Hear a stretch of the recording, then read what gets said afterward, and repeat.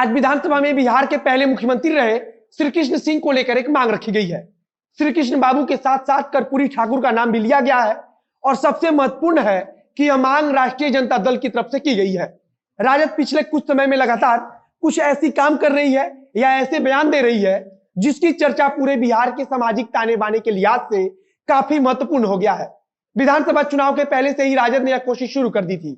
ऐसा लगने लगा था कि राजद अब बिहार में एक जाति विशेष के टैग से शायद बाहर निकलना चाहती है और इसी कड़ी में राजद अब बिहार के पहले मुख्यमंत्री श्री कृष्ण बाबू को भारत रत्न दिए जाने की मांग कर रही है।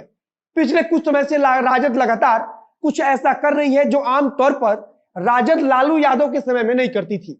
आज इसी चीज की चर्चा करेंगे कि आखिर राजद श्री कृष्ण बाबू और कर्पूरी ठाकुर के सहारे क्या संदेश देने की कोशिश में है। नमस्कार, मेरा नाम है मोहित कुमार सिंह और आप देख रहे हैं जनता जंक्शन।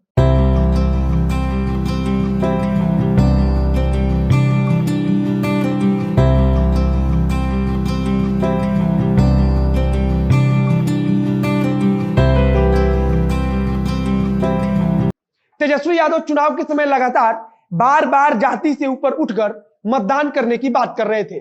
जिस अनंत सिंह को कभी वो बैड एलिमेंट का तमगा दे चुके थे, उन्हें खुद की पार्टी में शामिल कराया और फिर टिकट भी दे दिया। खैर, ऐसे कई चेहरे हैं जिनकी छवि बाहुबली वाली थी और राजद ने उन्हें टिकट भी दिया था, लेकिन अनंत सिंह का नाम चुनाव के समय काफी चर्चा में रहा था।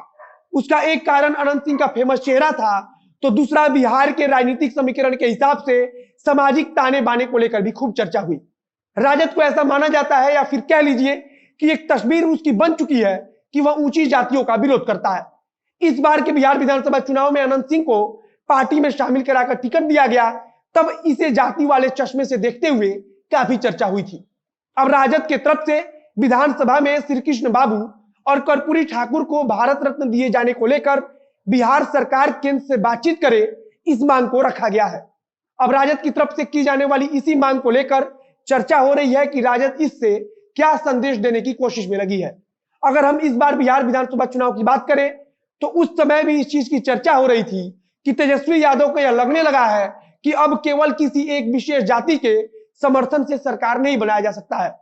तेजस्वी यादव इस चीज को कहीं ना कहीं महसूस भी कर रहे थे, लेकिन इसी चुनाव के दौरान तेजस्वी यादव का एक बयान काफी चर्चा में रहा था। इस एकमात्र बयान ने निश्चित रूप से राजद को कुछ ना कुछ नुकसान तो जरूर पहुंचाया था। हम यहाँ तेजस्वी यादव के बाबू साहब वाले बयान की बात कर रहे हैं, जिसमें उन्होंने कहा था कि आज बाबू साहब के सामने भी हम लोग सीना तान के खड़ा रहते हैं। चाहे तेजस्वी यादव का मकसद इस बयान से जो भी रहा हो, लेकिन इस बयान की वीडियो को सोशल मीडिया पर जिस प्रकार से चुनाव के समय फैलाया गया, वो कहीं ना कहीं राजद के लिए नुकसानदेह साबित हुआ। अब चुनाव बाद राजद में अनंत सिंह के खासम खास बंटू सिंह को प्रदेश प्रवक्ता बना दिया गया है।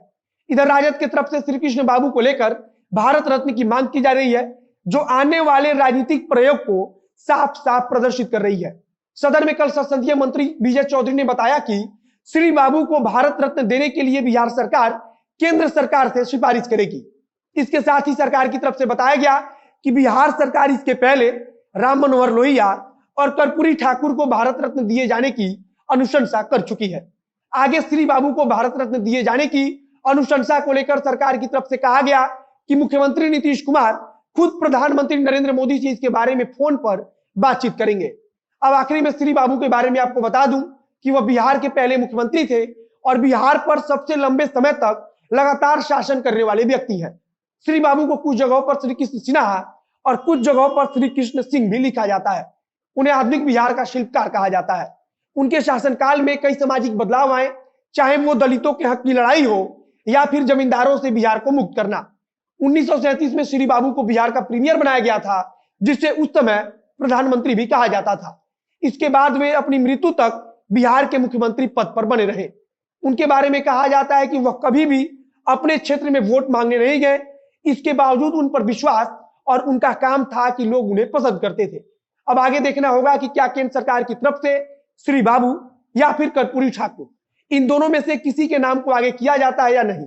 इस वीडियो में बस इतना ही। वीडियो अच्छा लगा हो तो शेयर कीजिए, फेसबुक पर देख रहे हैं तो पेज को लाइक कीजिए, यूट्यूब पर देख रहे हैं तो चैनल को सब्सक्राइब कीजिए। मिलते हैं फिर बहुत जल्द अगले वीडियो में। कैमरे के पीछे खड़े श्री श्रीवास्तव और मैं मोहित कुमार सिंह। धन्यवाद।